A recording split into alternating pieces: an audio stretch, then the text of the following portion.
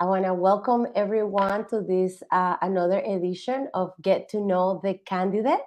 And if you are tuning in from Facebook, YouTube, Twitter, Twitch, and on Instagram, you can share your thoughts in the comments.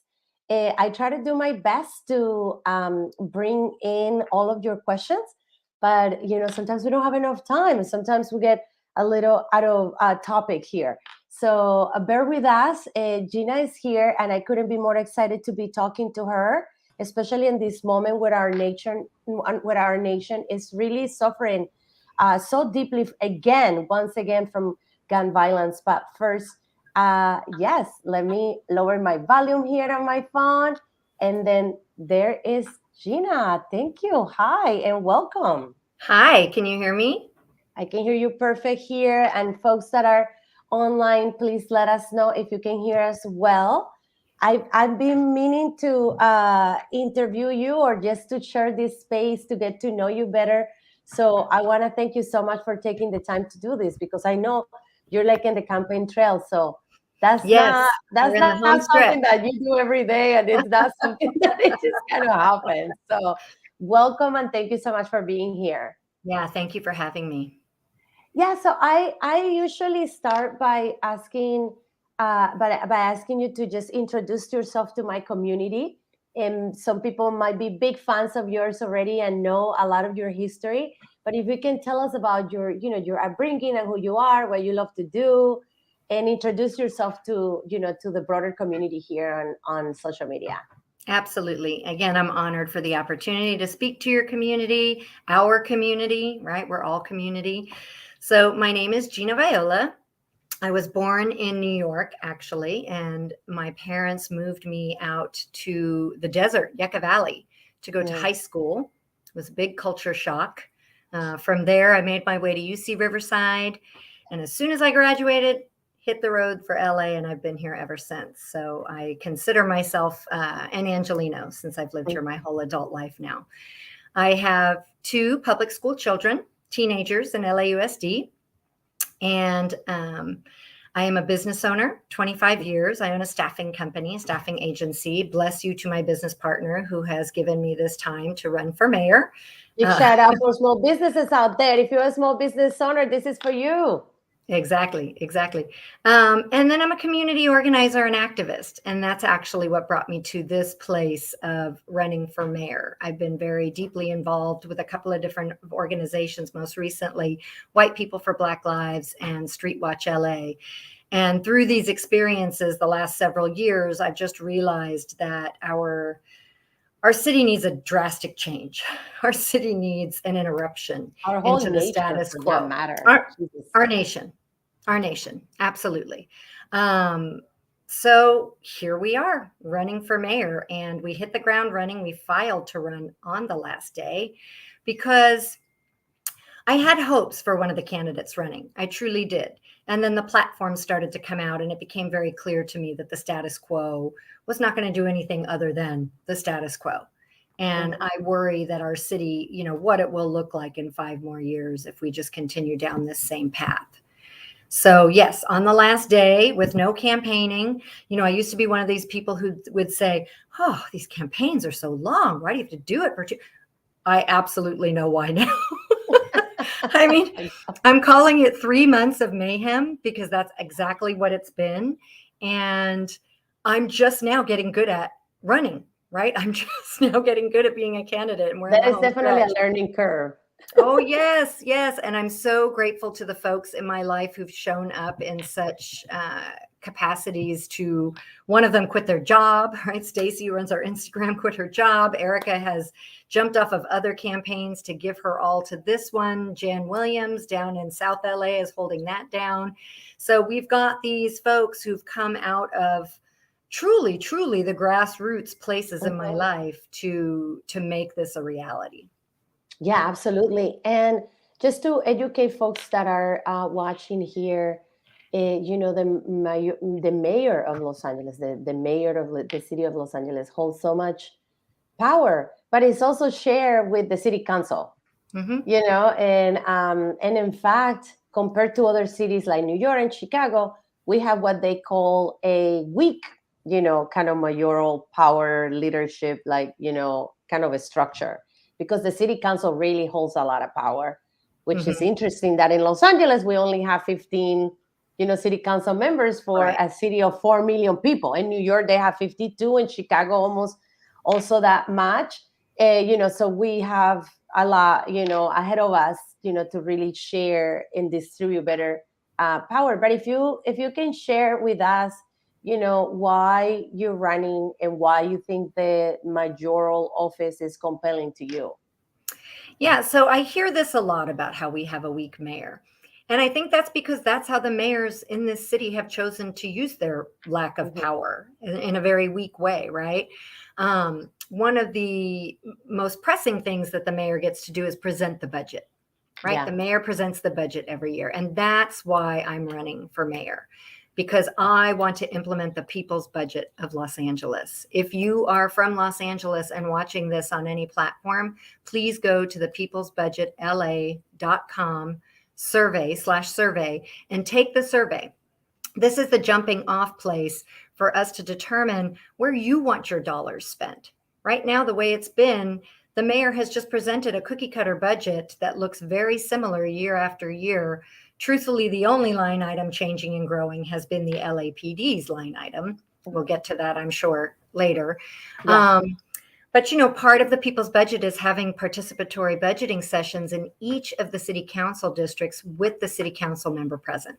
Hmm. Right. So I'm envisioning, working very closely with the city council. I want to go to city council meetings, right? I want to exercise my right as a mayor that I haven't seen many other mayors do. I don't see mayors showing up at commission meetings. That's the other power that the mayor has, appointing these board of commissioners. Hmm. This could be something that we could Huge. It's exactly, huge. exactly. Yeah. So, but we haven't seen that, right? What we've seen is a figurehead. We've seen somebody flicking the lights on and off in City Hall, lighting them different colors for holidays, and that's primarily it. And with what our city has been going through, it is time for a mayor that's going to dig in and do the work. And it's not about taking the power of the mayor's office for myself. It's about giving the power back to the people of Los Angeles. Yeah, And we and do that that's with such a where we great put our distinction money. that you're making. I appreciate so much that approach, because we haven't really seen that approach in Los Angeles very much. And the few people that have attempted to, to even remotely go close to that have not, have gotten a huge backlash, which reminds me that part of the problem is ourselves. Yes. We're the problem. Yes. A lot Yes. of us feel Yes. disempowered. A lot of us are working 3 jobs. A lot of us are told every day that we're not good enough. A lot of us are like struggling with getting by, Yeah. and so therefore the system is not for us, and it's really sad to watch. So if you're watching, whether A, Y, or B, or Z, or D, whatever letter you pick, just get to it and get involved, Yeah. because this I feel like your candidacy is really about that. It's really It about is getting about that. people involved and getting them and their feet wet. It's no more toes in the water, guys. It's time to jump. So That's exactly, and that's the only I don't want to call it a regret, but because it's a reality that I got into the race when I got into the race.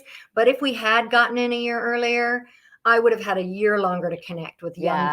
voters, with disenfranchised voters. So I'm so grateful for this platform and for the way our social media team has been connecting us to all. We have a TikTok person now. Thanks, Raquel. So we are trying to engage at all levels with folks using social media to re-inspire them to vote, to re-inspire, because we are truthfully taking back your power. We are taking back, the community's stolen labor, stolen Mhm. wealth, and returning it to the communities, right? Because you lessen crime by eliminating poverty. Mhm. You lessen crime with universal health care, public housing, strong unions, high wages, universal child care, free college, even, right? And in turn, you lessen violence by creating happy, healthy communities that aren't fighting over material resources or feeling like they don't even have time to dip into the system because, like you said, the system isn't working for them. Absolutely. And earlier you mentioned that at first you kind of were checking out the candidates and you're like, oh God, we're going from mediocre to really bad. Like, and Yes, yes. yeah, and you felt like, well, you know what? If it's not me, then who, right? Like, I feel like a lot of us run for that reason. It's like, well, if I'm not going to do it, who will? And I So will tell us tell about, you, oh, sorry to interrupt. Sorry. no, no, go ahead, go ahead. No, I was just going to say, and if anything, in the last 10 days, I woke up this morning feeling, I said to my husband, I said, oh my gosh, thank goodness we ran a candidate. Because if this had been going on right now and we had not run a candidate for this spot, I would have been despondent over missing that opportunity. Now, the fact that that candidate is me, I'm utilizing that new mojo, if you will, to like Uh-huh. get me across the finish line, because the movement needs a candidate. We Yeah, need somebody outside the system. We need a disruption. We need an interruption. Otherwise, these deaths, these horrible, horrible, racist and tragic deaths are just going to continue. My yeah, 14-year-old absolutely. said to me yesterday, he said, Mom, the saddest part is this is normal. This is normal now. My I know 14-year-old. it's heartbreaking. It's heartbreaking what's happening in the country, and it's and what more was more heartbreaking is to see so many politicians say we got to do something about it, and when they have the power to do something, they don't do it, and Right. that's sad. But and so I want to ask you about your platform and what are Sure. you running for? Let's tell folks that are watching, our communities watching here, what you stand for. If you're watching this live, help us reach more people. Go Yeah, ahead and share this live with your friends. And if you're please. on Facebook, you can go to my page and you can share it. And on Twitter, it's popping right now. Let's go. Let's do it. And because what we need is exposure. Because your message Yeah. is great. So tell us Thank you. about your Thank you. platform and what what are we doing when you get elected? Yeah, and thank you for saying our message is great, because, the LA Times has worked very hard to minimize our position in this race. Mhm. It's really been, it's voter suppression, truly, what the LA Times has done. From the Oh very yeah. beginning, they have presented it as though there are only 5 candidates running. And truthfully, there are 12 who will be on your ballot. Mhm. Right? That is voter suppression. And I feel the same way about the Pat Brown Institute and Cal State LA and the League of Women Voters, who, even though we were polling ahead of one council member and tied with another, still weren't given the opportunity to be on that televised debate stage. A real tragedy. That's Yeah. something they're going to have to live with. But folks like you, who are helping me get the message out, you can sleep at night. Yeah, So absolutely. yeah, All right, thank you. everybody, So our share. Let's platform, go. share it, share it, share it. We're like, frankly, this is the new modem anyway, right? I mean, a friend of mine said when somebody got the Times endorsement, I was so excited, right? And a friend said, "Well, too bad nobody reads the Times anymore." I thought, oh, But what a I thing mean, to like, say, but I also ran for city council in yes, 2020. that's right, Similarly that's to right. you, I have so much to like, yes, yes, yes. Like all the things that if I had a little sign, I could be like, yes, yes, yes. Which Like, district did you run all the, for?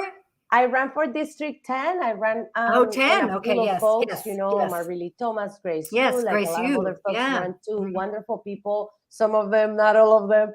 But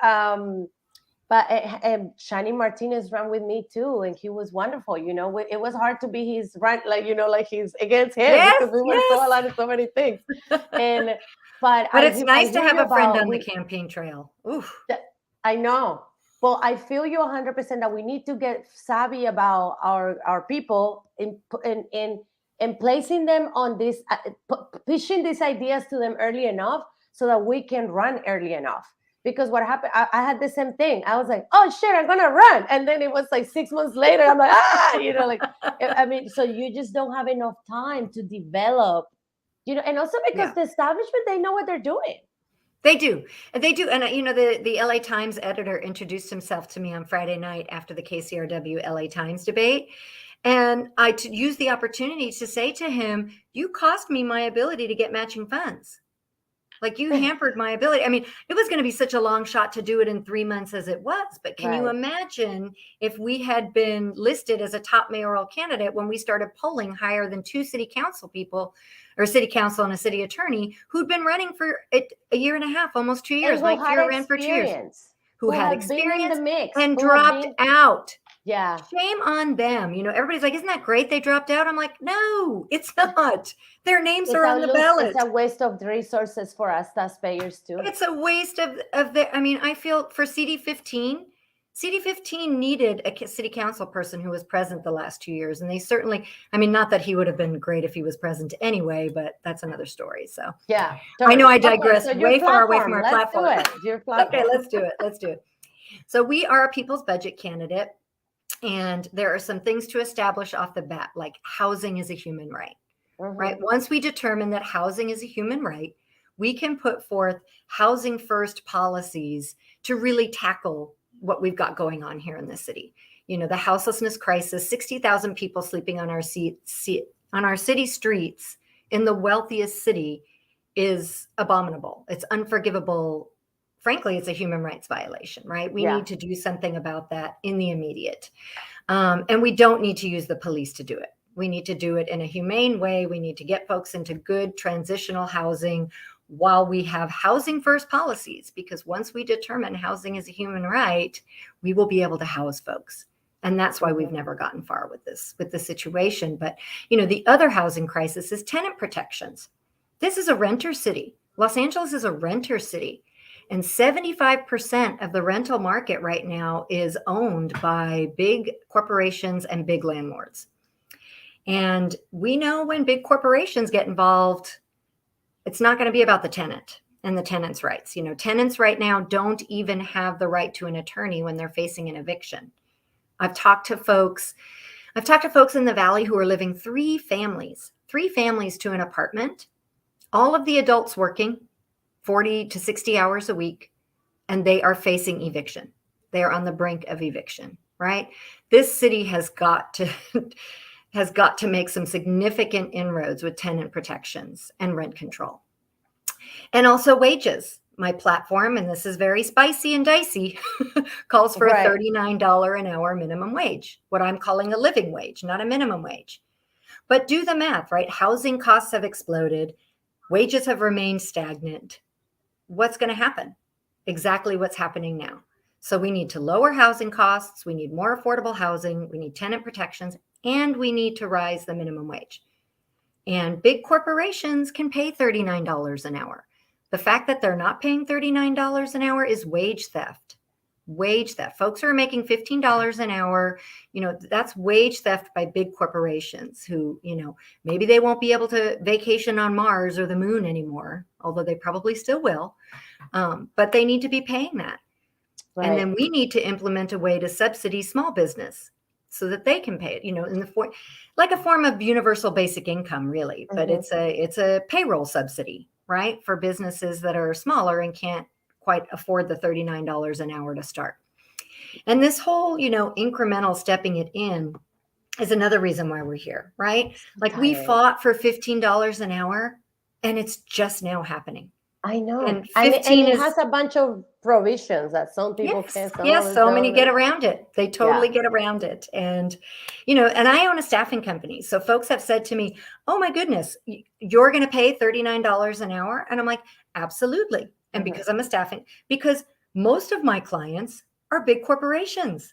So the only reason they're not paying the bill rate commensurate with a $39 an hour minimum wage is because no one is forcing them to. Right. I could force them to, and I wouldn't get a single show. So we have to twist big business's arm to do right by workers. Yeah, we have to. It is time. Yes, absolutely. We do. Absolutely. So if you're watching, thank you so much for being with us. I'm speaking with Gina Viola, who is a Los Angeles mayoral candidate. She is running a campaign for the people and by the people.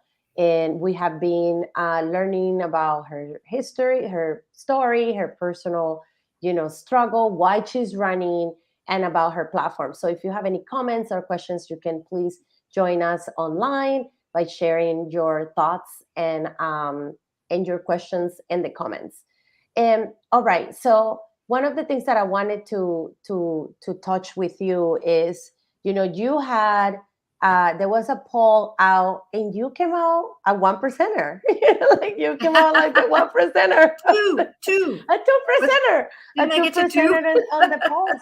And it's interesting, and I want to make this contrast because somebody so conservative with such a conservative agenda like Joe Buscaino, for example, was also kind of like not even close to up 2%, and somebody that has been running in a Right. sensation, what I call a sensationalist, campaign, trying to instigate hate and trying to Yes. instigate Yes. division. And what I like about you, that even though you are for the people, your message feels to me more inclusive and more diverse, and just Mhm. more bringing togetherness to the Mhm. conversation, which I think is important to highlight. Why do you think the 2% that happened? Were you expecting that? Well, I mean, that was a win because Yeah, that poll was taken, I think, 3 or 4 weeks after we got into the race. So make no mistake about it, that 2% was enormous because we yeah. were polling.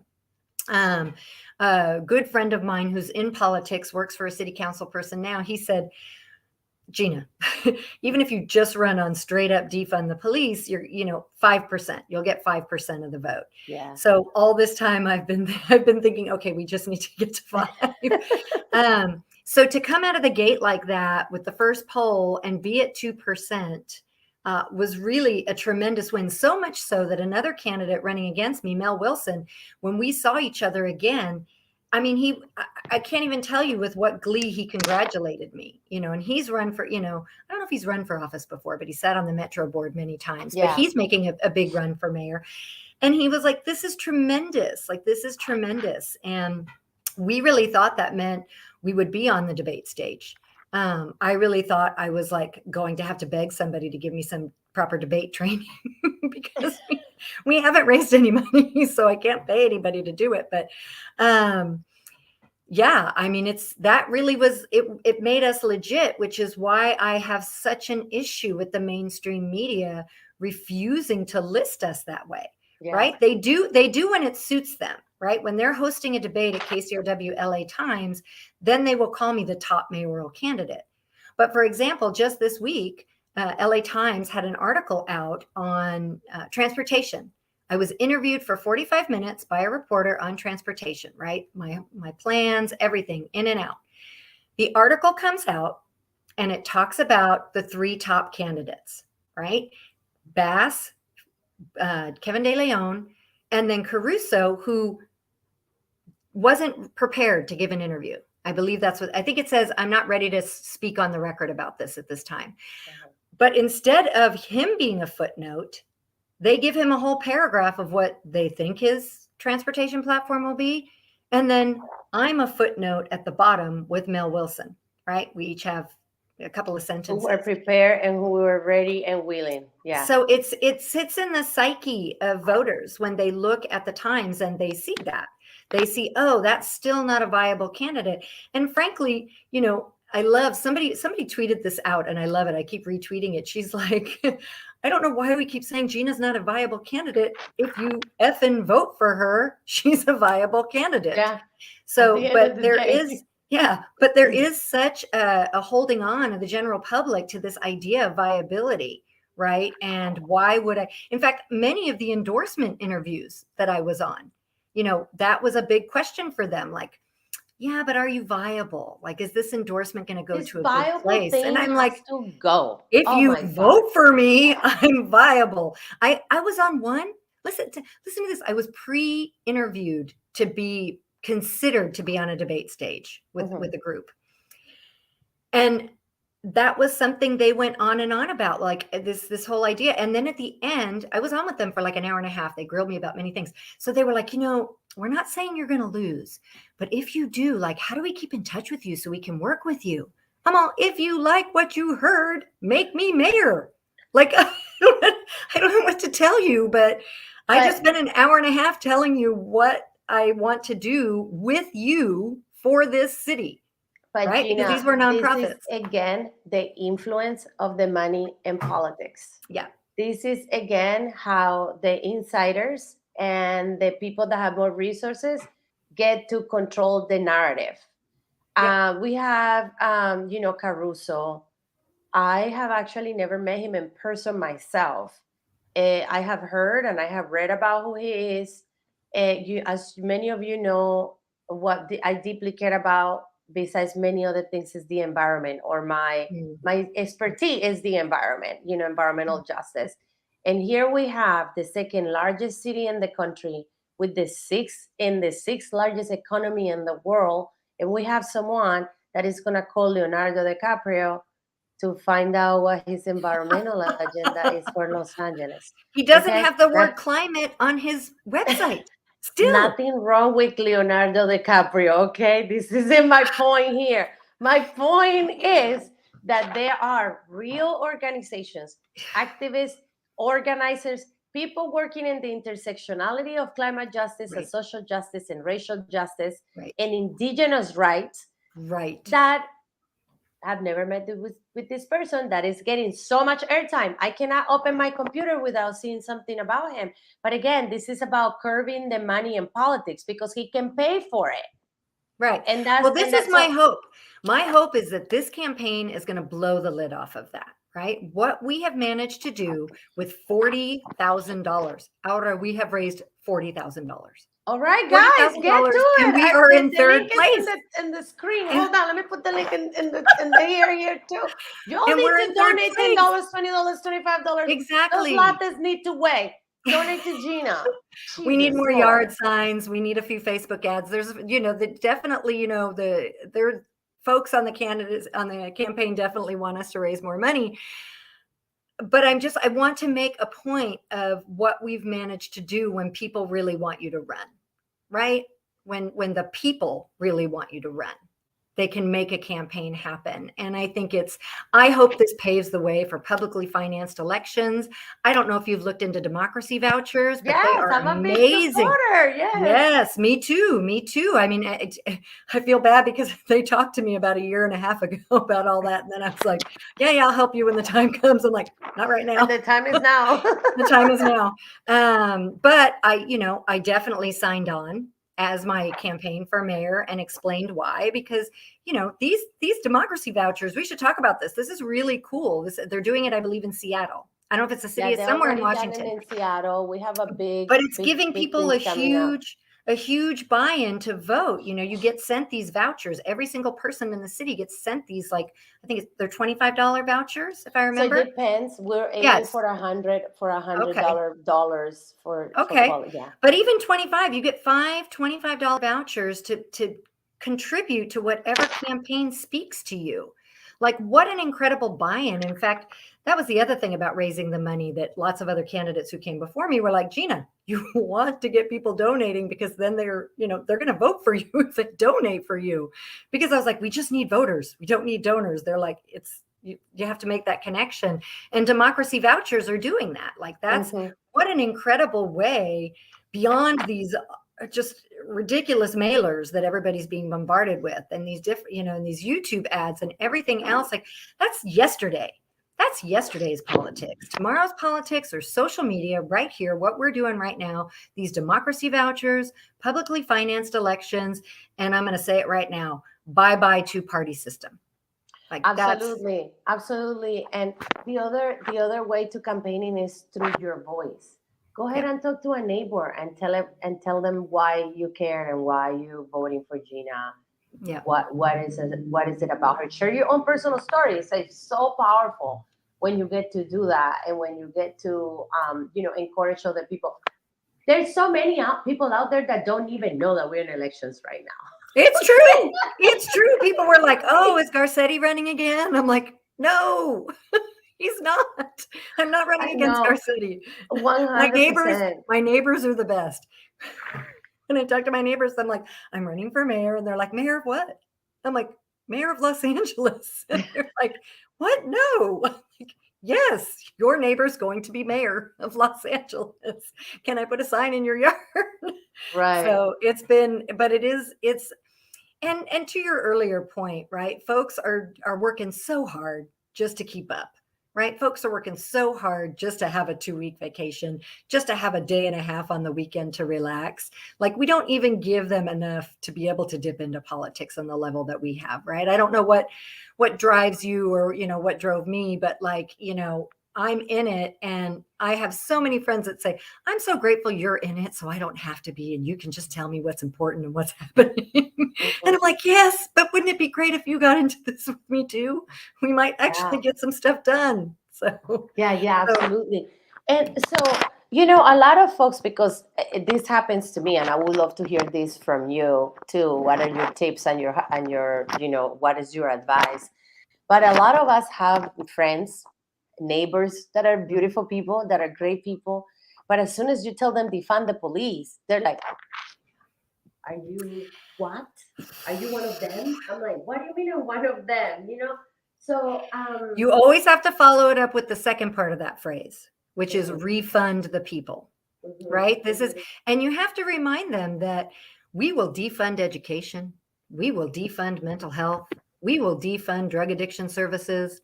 We will Arts, defund parks. housing, arts. Oh, arts, please, come on. If parents didn't bring art into school, we wouldn't have had any for the last 20 Yeah. years. So, you know, you got to remind folks that this is because we're talking about something that is hoarding the lion's share of the city's budget.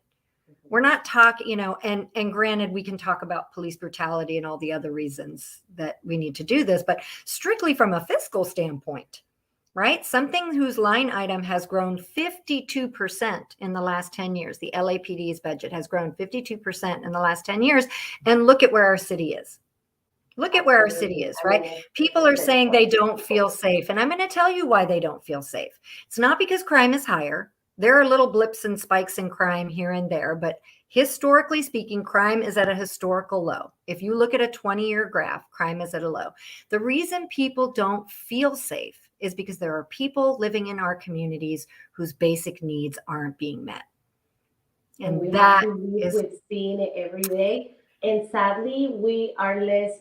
We want them. We want to erase them instead of find the humanity in all of us Mhm. to actually deal with the root cause of the problem. Sorry, go ahead. No, exactly. That's exactly right. So it's so much more than defunding the police. And then the other thing, if you've got somebody who really wants to get into it about the budget, Stop LAPD Spying has had to sue the city several times to get the entire LAPD budget, right? No one has yet to see the entire LAPD budget. So there is a lot of bloat in that budget, right? Even if we were to just not even changing the number of officers off the bat, although I've signed the no new cops pledge and I intend to not hire new police officers, but there's bloat in that budget, right? Look at what happened 5 years. Was it 5 years ago now with those BMWs, that fleet of electric BMWs that sat up on the LAPD parking garage, right? For years untouched. And that's just one small thing that somebody blew the whistle on, right? When I look at all their toys and goodies, like wasn't the Super Bowl. Yeah, it was the Super Bowl. I went to the convention center with no Olympics to protest. They had a I don't know, leading up to the Super Bowl kind of activity there where Yeah, you they could were go and get removing things all the signed. street Yeah, vendors, all the homeless exactly. folks, homeless Yes, everything. exactly. Um, but the police toys were otherworldly. They have these new vans that they bring the riot cops in that are like the big stripper vans, but they're white. And they come out with these electric bicycles, and like I'm just thinking, my goodness, imagine if we infused the community with these resources. Imagine if we had like shuttle buses that could drive neighborhood, like, you know, kids to school, Absolutely. elderly people around the community, and these electric bikes available for the community to use. And, I I and wanna I wanna remind people that we have youth in our communities that are going to school without having lunch and breakfast. that's You right. know, That's right. it's very heartbreaking. And yeah, you're gonna say, well, you don't deal with that. It's the school board. It's everyone's It's responsibility to deal everyone. with It's our children. everyone. It's Everyone's everyone. responsibility. Yeah, we did that breakfast in the classroom a few years ago because for that exact reason, right? Kids were going to school hungry.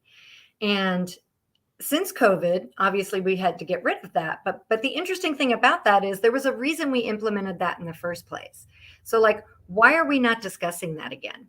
And food justice is a whole other thing. We have to bring Melissa from Polo's Pantry, Homie Made Meals, to talk about, because she's the one who knows. But and that's what I'm so fortunate about, right? In all of my coalition work, because White People for Black Lives is a solidarity partner. So what we've learned how to do is be a good accomplice, ally to folks in organizing spaces and out in street spaces. But it's given me this incredible opportunity to know folks all over the city who have been doing the city's job. Right there. The organizations that sprung up to respond to the COVID crisis are other. I mean, it's just incredible, like what we managed to do because we were compelled to do. The mutual aid that, not charity, mutual aid, and it's so. I feel like I already have a whole city staff like I want to poach from, because these folks know that part right there, Gina. Let's just dive deeper on that part, because maybe some folks here know, but the mayor gets to appoint a lot of the commissions. Let me just remind you my top fives, myself. Oh yes, we have LAUSD commission that the mayor gets to appoint. We have LADWP, right, which it manages our water and power portfolio, and where the energy comes from is super important in terms of environmental justice. We have, of course, the police. They have actually various commissions. That will be changing on day 2. Yeah, they have various.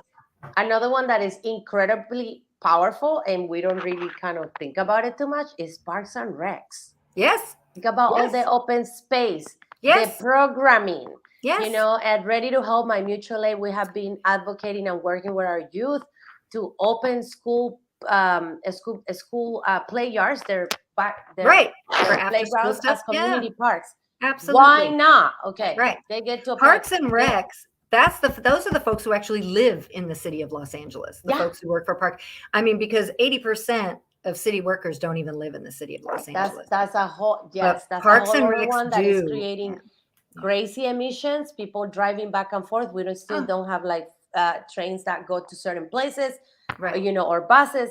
So that's another problem. The last one that I really like, and we also kind of underlook, and there's so many more. Like, please post them on the comments. The ones that you like. Metro board. I get 3 appointments, I think, on the Metro board. The Metro board. There's the Health Commission. Let me tell you about. Yeah, you're not even mentioning the Health Commission, because nobody even knows we have one. I didn't until I started running for mayor, truth be told. Affordable Housing Commission. It gets a zero budget. In a pandemic, the Health Commission is completely toothless. Like, there's so much we can do. There's so much we can do if we stop giving all of our money to the police. Absolutely. Right. Culture, and there's one about culture in like the arts, which funds a lot of the artists that we love, and the paintings and the murals. So I'm like, why am I talking about commissions now?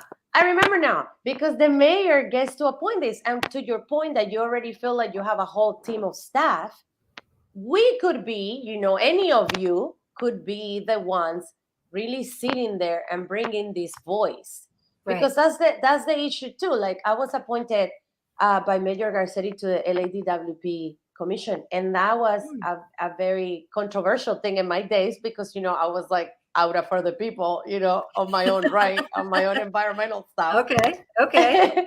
and I did went to do that, exactly that. And people know, like people that follow me, they know my story and how do I stood out against lots of folks, to close refineries, to close gas plants in communities of color, to also talk about like, well, we're spending on this, why we're not spending on that, DWP going as scandal after scandal. But at least I was there to bring that voice. Yes, absolutely. And can you imagine if we had more of you? Exactly. This is my whole point. That's why I consider we are disruptors. And the first commission that I'm going to create is the Council of Unhoused Folks, or most recently unhoused, living on the streets, from each district, because we are not going to solve this houseless crisis without involving houseless folks at the table. We cannot make good policy or good plans if we are not listening to those folks who've been directly impacted by the situation. And I feel the same way about these other boards. Like, why isn't it all Indigenous folks sitting on the DWP board? That's who Okay, should be sitting on the scientists, DW. climate scientists. Scientists, Tell me yes, why they're not yes. sitting on the DWP board. Because big oil runs the show, and big oil doesn't want them sitting there. Absolutely. Right? And Big also, oil. If you don't think big oil runs the show, here's a great example. The state of California has a $98 billion surplus, right? Which yes, is, I don't even know what to say about it with the fact that we lead the nation in folks sleeping on the streets. But the governor's plan is to subsidize car drivers with that money, to then yet again reward big oil for price gouging us at the pump. I just Like, can't this is even. so insidious. Like, it's so, this is why we need a disruption, right? Some of my other candidates running, the lesser known candidate, Craig Greevy, we've become friends. But, we had a debate last week, and he said, Gina's plans sound great, but you got to reach across the aisle. You got to take small wins. We're not at war. And I'm like, we are at war. There is a war on the poor, not just in this city, but in this country. Mm-hmm. So somebody like the second largest city in the nation needs to take a stand against it and make big Absolutely. inroads to turn it around. And I am so hopeful with all of the progressive candidates we have running. Like, it is truly incredible. I mean, and not just for the city of LA, but also to be in our state assembly, to be in our Congress, right? To run for Congress. I mean, it is incredible. There's about 20 progressive candidates. Like, LA can lead us out of this.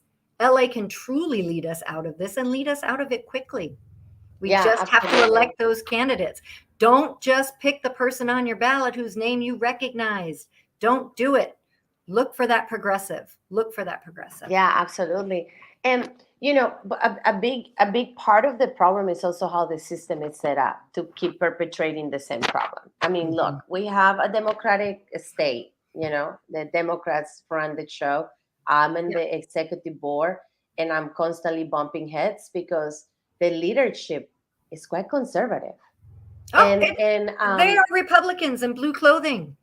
I mean, the Democrats have a super majority up in Sacramento, and we could not get Cal Care passed. I know, We and could the not same get in the single country, payer and we in cannot a get gun, pandemic. control. In Yeah, I mean, California has stronger gun control than other states, sure. thanks to the Black Panthers who Mhm. marched in Sacramento. Then we got some gun control, right? I mean, it's not enough, but it's a start. And at this point, like, how are we going to take everybody's guns away and just leave them to the police? Like, I don't even know what to say about that, but Mhm. it's complicated. But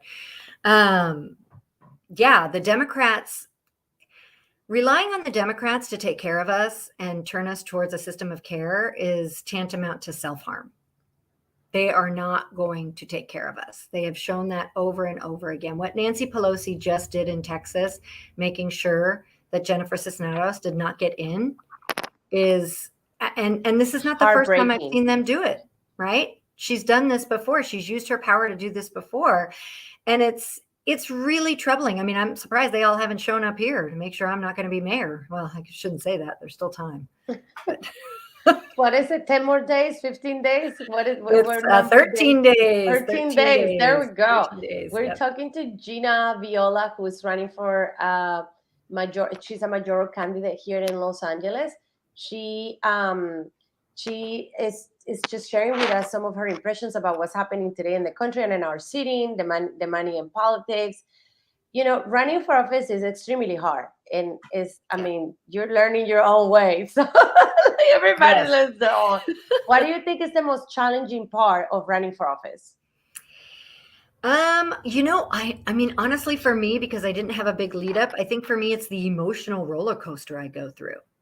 Like, I can on any given day be like up here, like, oh, we are just kicking butt and taking names and doing great. And 20 minutes later, I am like, oh, this is terrible. Everybody hates me. Nobody wants me to do this, right? I'm going to lose all my friends because, activists, of course, are side-eyeing me. What? You're all of a sudden jumping into electoral politics? Um, Yeah, because also so among our movement, there is also sweethearts, and there is also preferred ones, and there is also we also are part of the problem. We yes, perpetrate yes. certain people, and yeah. Yes. So so I would say the emotional roller coaster is probably the hardest part. So again, I'm sure more time would have given me less pause on that. But Absolutely. and then obviously being an outsider and trying to raise the money. But the other beautiful thing that's happened is, the progressive candidates that got in long before me, I mean, all immediately reached out to me to say, Mm, join me on this canvas, join me at this party that I'm having, join to help me get my chops, right? To help speaking at their little events. And um, one of them even shared their donor list with me. And mm. I'm told that never, ever, ever happens. No one does that. And so it's really, every time I get to a place where I'm like, this is a heavy lift. This is like, this should have been somebody else. I remember like how many people want me to be here and how Right. many people The want us to do what community. we're doing, because I am truly going to be a solidarity partner, right? Like the folks in the highest levels of my administration are going to be all folks of color. I'm going to be the whitest face in there, right? And It's the not just about putting them in an office of diversity and equity. That office he created after George Floyd, I'm not even sure it's ever been open or anything's yeah, happened with it. But diversity, equity, and inclusion. Yeah, yeah, yeah. yeah. And some folks are asking here about segregation, and Mm. if it's segregation progressive. If it's not, then I guess it's WP for BLM, so it's white people for Black Lives wouldn't be able to label us progressive. Please address this. They're talking about segregation and Let's white see. people Is for Black Lives. segregation progressive or not? Then white people or black Can lives? you ask? Can Yeah. you ask So to stop segregation? But I'm not I sure, can and I I don't have can a I lot can of speak to context. this a little, but white people were asked in the civil rights movement to organize ourselves. Hmm. The allies that showed up to march with Martin Luther King and others, were asked to organize white people, right, to fix the problems that we created. So there, an organization was formed here about, I think it's 15 years ago now, called Aware LA. It's the Alliance of White Anti-Racists Everywhere. Hmm. And we are the Los Angeles chapter of Surge, showing up for racial justice. Hmm. And again, the whole plan is to organize white folks. And here specifically in Los Angeles, White People for Black Lives, we're the activist arm of Aware LA.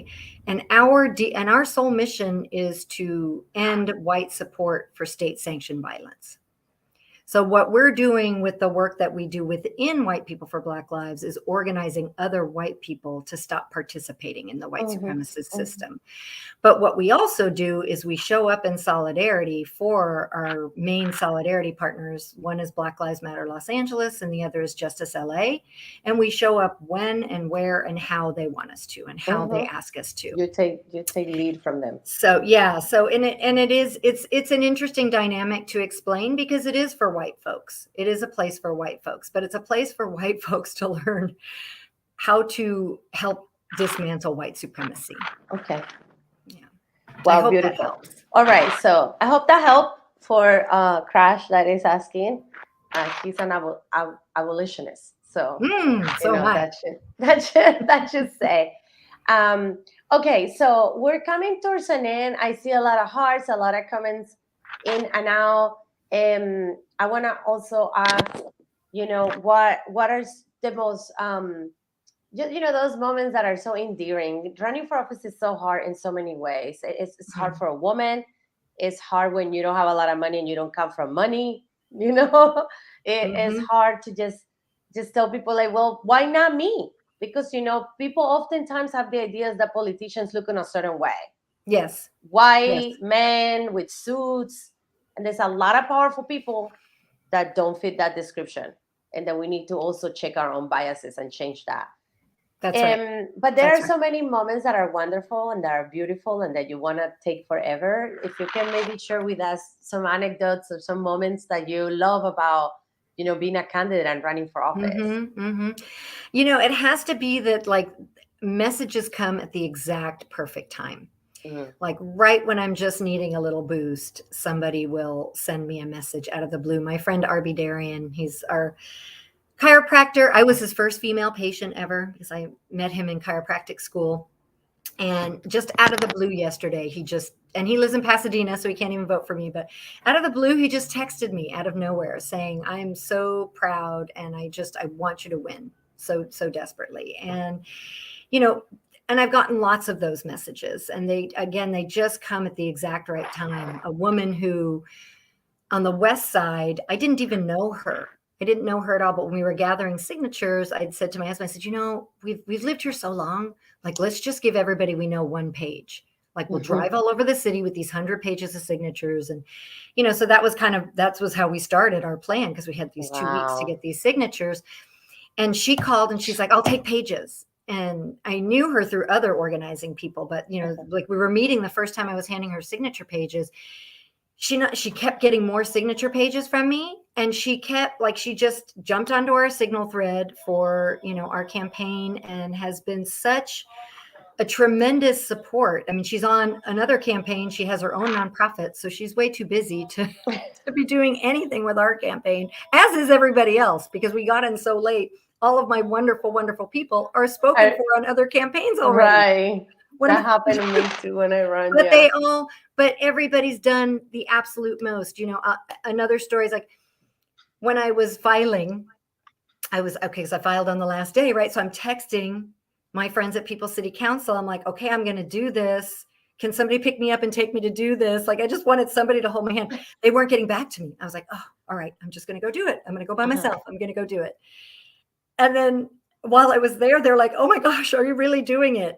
By the time I left there, they had a website, all my social media. They sent Eric Kelly to where I was, because I was canvassing for something else. They sent Eric Kelly to where I was to take it, because they're like, Gina, send us your headshot for your socials. I'm like, I don't have one. I don't have a headshot. So they sent Eric Kelly to take a headshot of me. Like, moments like that keep me going for sure. And then all the folks solidarity is so beautiful. And then I would be super remiss not to mention my husband, who looks more tired than I've ever seen him look in the 21 years we've been married. Yeah, they run with you. They really run with you. He's our treasurer. He is a filmmaker and an artist and a writer. He is not he is learning how to be a treasurer. Like, come on. I love it. Yeah, so I don't know if anybody else sends as many of the social media posts to ethics as we do. We send them all. I'm like, I'm pretty sure we don't have to send them all. They must be laughing. I know. But that's good, because, you know, the other side, when you start getting a little too much attention, they start hating on you that way, and sending other people and bullying you, and I've been surprised at how that hasn't happened, but I think it's because Bass and Caruso are so focused on each other. Sucking up in the air. They're not focusing on the 40% who still haven't picked a candidate. Right. That's us. We're here. All right. Awesome. So, okay. So if somebody's watching here, they're sending this video, what can they do to support you? What are some of the ways that they can support you? So go to the website. We're going to do some phone banking here. It's here everywhere. We're going to do some canvassing. We actually are going to we got a very generous donation from somebody from Yasir, who did a live stream with me last night. And we're going to use that to hire our first paid canvasser for $39 an hour. Yes, we will. Very good. So if you want to, but we can only afford to hire one. But if you want to volunteer, we are going to be doing some canvassing. We are guerrilla marketing, right? We are flyering this town. So if you want to pick up flyers and distribute flyers to your friends, let us know. We have them in English and Spanish, and we're trying to get them translated into other languages, but we may run out of time for that. So my apologies for that. Language justice is something we desperately need in this city. Like, it's really, we're really waning on that. And I'm sorry that our campaign, I think our website's in 4 languages, and I wanted to have it in far more. But again, like, you know, we're doing what we can with the resources that we have. We're behind. That's the organizing mojo. We're doing donate, so then we can hire more canvassers. Have me on your live stream. You know, I'm doing as many of these lives. If Gabe and Stacy and Raquel had it their way, I would be living 24/7. So have me on your live. You have to, you have to film yourself Like I used to go canvassing, and when I will ask people, like, "Is it okay if I take a little picture with you?" And you used to be surprised. People like, "Oh yeah, why not my plants too? And why not? Can my dog also be in it?" It was very Which is cute. great. That works. That works. Yeah, people will message me and say, you came and I only signed your petition once, when you were Yeah. getting the signatures. But my roommate just came back. So would you like to come back and get his signature too? It was great. Like there were so Uh, many beautiful moments, but good. Good. but a lot others. Well, thank you so much for being with us. Oh, And thank you I for hope having me. This that, has been great. you continue with your message. And I know that even if you don't get to where we would like you to be, you're still gonna win because you're making these issues are what really deeply care, like changing the conversation. You're making this like Yes. taking this to a whole other level that a lot of us are taking now and are so grateful and honored and we see your courage. Then make me a promise. The lid cannot go back on, people. The lid cannot go back on. This is it. This campaign is it, not just me, but like I said, 20 progressives running in Los Angeles. Is the lid off? Housing is a human right. Healthcare is a human right. Mm, Clean drinking water is a human right. Healthy food to eat is a human right. Like these are things worth fighting for. Hold all of your electeds to this. The time is now. The time is absolutely. now. Absolutely. Well, thank you so much. And Thank hopefully we'll you. get you back whether in a runoff or Mhm. made it or Yep. wherever you Yes. go. Let's go, Let's LA. do it. Let's do Thank it. you so much, Gina. Thank you, Thank you so Aura. much. Thank you. All right, friends, that was Gina Viola. Please consider supporting her at her website. You can see it here. It is gina4la.com. I'm going to post, this is going to be shared and posted on all my social media so you can go back in there. The conversation, as always, continues online. And I want you to have an amazing day, amazing weekend. Please stay encouraged and please get involved because to change everything, we need everyone. Thank you, everyone, and have an amazing, amazing weekend and amazing week.